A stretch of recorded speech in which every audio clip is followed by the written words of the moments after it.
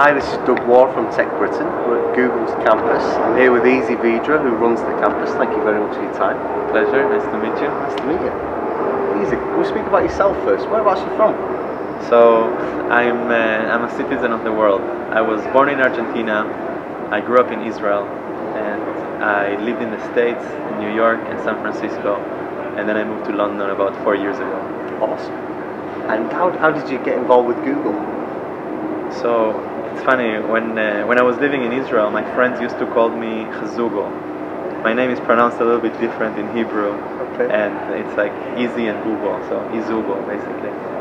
So I always knew that I'm going to work for Google at one point, but I had every title before and after product manager, working for other big search companies. So I was a team leader at shopping.com, I worked as a senior product manager at ask.com, and then I was a principal product manager, so I had a team of senior product managers at AOL in Europe.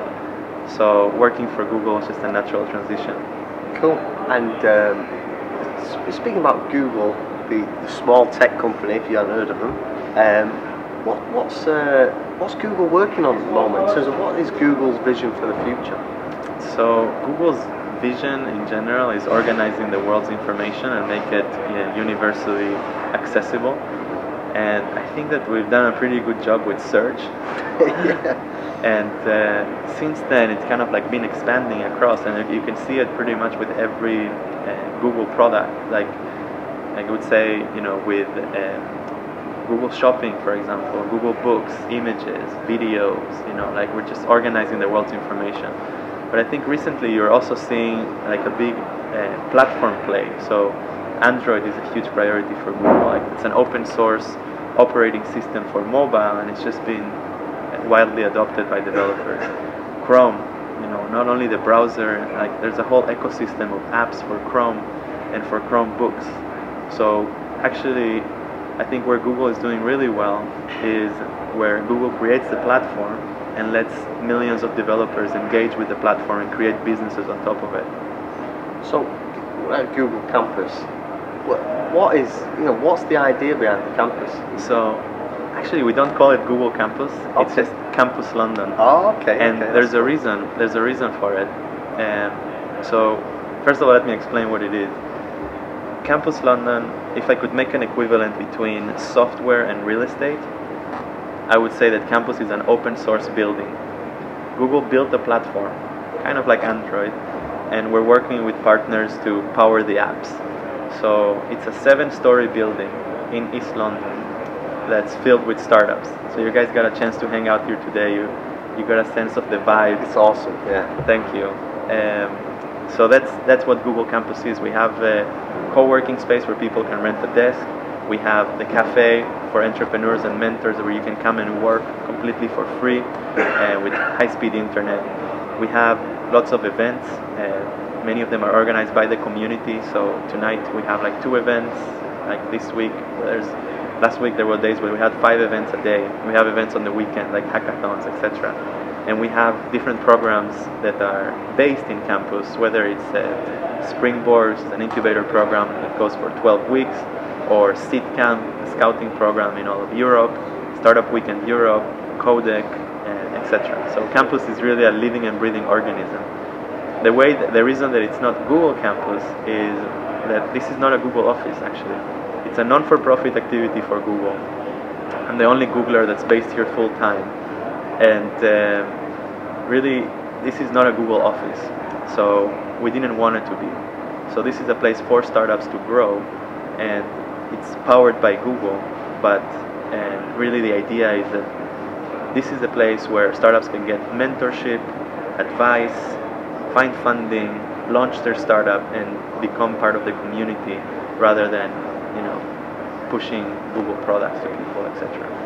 So what is your vision that you're currently working on? So my vision, I actually have the campus card, which is, my motto is, let's fill this town with startups. So I would say that the UK has a great emerging tech cluster. I moved to London from San Francisco, so I kind of seen how it's done in Silicon Valley, and I think that we're making great progress, but there's still ways to go. So a lot of my focus is on supporting the community and building community and getting people the right framework to do that. So I think that first, this is the first time that Google does anything like this. So it's a startup for us as well, and I'm really enjoying like having firsts of everything. Like I had people sleep at campus in hackathon, which was really cool. But I launched the Google Mentor program, which brings Googlers every Friday from 10 to 12 to mentor startups. We had a pilot on Android that went really well, and we're going to be launching it on a more regular basis from July. I have the Google Speaker Series, where we bring senior Googlers and non-Googlers to engage with the startups and have frank and open Q&A. So we had Patrick Pichette, the CFO of Google, just take questions from startups on funding and valuations and how do you allocate your resources. Last week we had Bradley Horowitz, which is the VP of social for Google, runs Google Plus basically. And I think it's a really great opportunity for people to engage with thought leaders in the industry and at Google.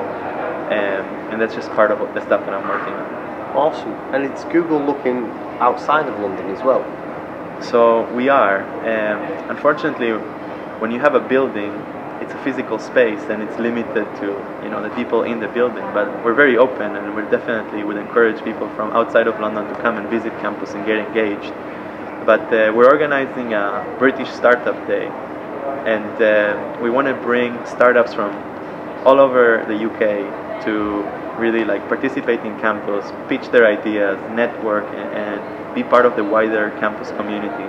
I think that there's, the fact that we're based in London, or the tech city, and this phenomenon is based in London, it's just the beginning, and it should encourage people in other regions to feel like there's something great going on.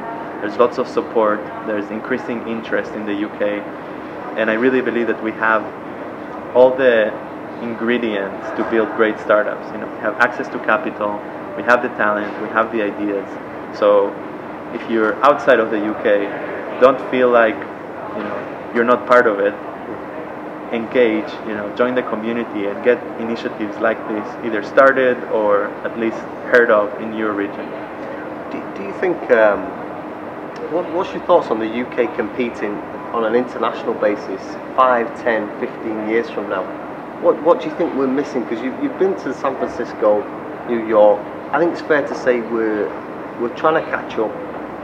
Yeah, I think it's a good question. I think that, as I said, we have all the ingredients to succeed. There's some structural challenges, I would say. So, as a whole, UK is a smaller market than the US. So when an entrepreneur launches a company in the US, they're looking at a much bigger total addressable market. And they find it easier to get higher valuations. And in terms of exits or successful outcome for the business, you see that in the US there's more exits. One example of this is that the venture capital industry as a whole in the UK in the last decade had a negative 1.9% return compared to 8.4% positive in the US. So there are some structural difficulties, but I think it's changing. I think that there's a decreasing cost for creating a technology startup, and what that is changing is that suddenly you don't need permission from an investor to innovate. You don't need to be based in Silicon Valley to start a company. You can do it from your garage in wherever you live. And that's why we're seeing companies starting everywhere. Now, the chances of success of these companies, of course, depends on lots of things, like the viability of their idea, their sales or ability to market their idea, and the chances of getting funding, because it takes time to get to a point where your business is profitable. But I think that there's a democratization of innovation, and I think it's really encouraging for anyone that's in the tech business, because open source and basically like a growing community makes it fairly easy for you to start a business from your dorm room with basically virtually no money. Yeah, I'd say we weren't too far off that description when we first started.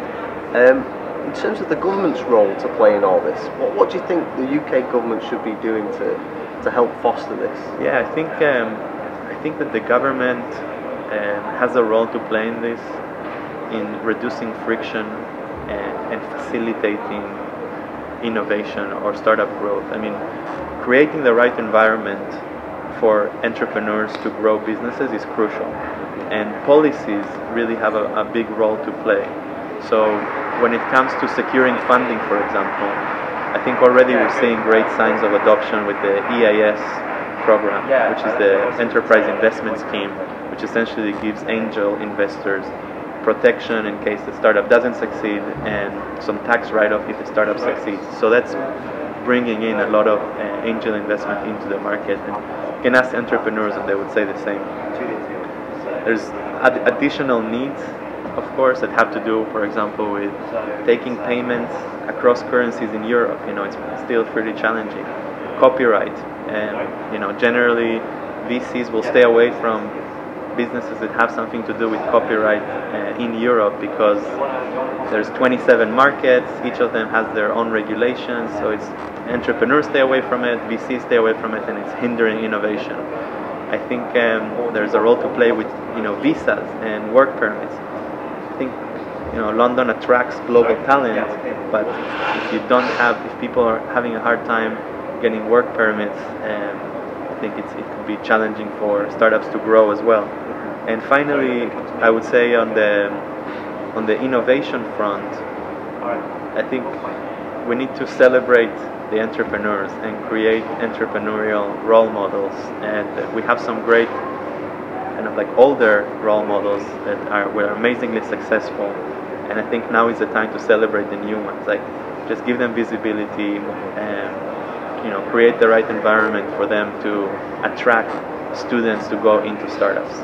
Because we were saying off camera about the culture in the UK. Sean and myself have definitely experienced that you know, if you fail, you're written off as a loser. You know, it kind of, well, our experiences, I can't say that's for everybody, but it seems to be when we're speaking with people, it's a similar kind of culture, whereas we speak to guys in the States, and they say, you two are rock stars, what are you going to do next? Yeah. So how do we get that culture? Do you think it is just a case of celebrating our successes?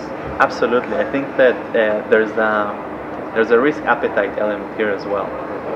Like 77% of the universities in the UK actually have some kind of program or support for entrepreneurship, but only 17% of students actually see working for an SMB as a viable career choice after uni.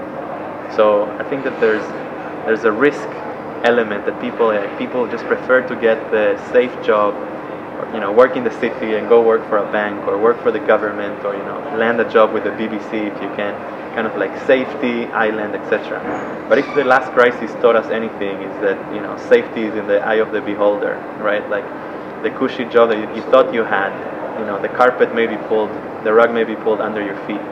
So I would like to encourage more young people to get into startups, and you know, we can do it by celebrating the entrepreneur, and you know, I'm not saying that entrepreneurs should have the status of rock stars, but they should definitely be recognized for disrupting, for innovating, and for solving real problems, you know, for creating companies that create jobs, etc.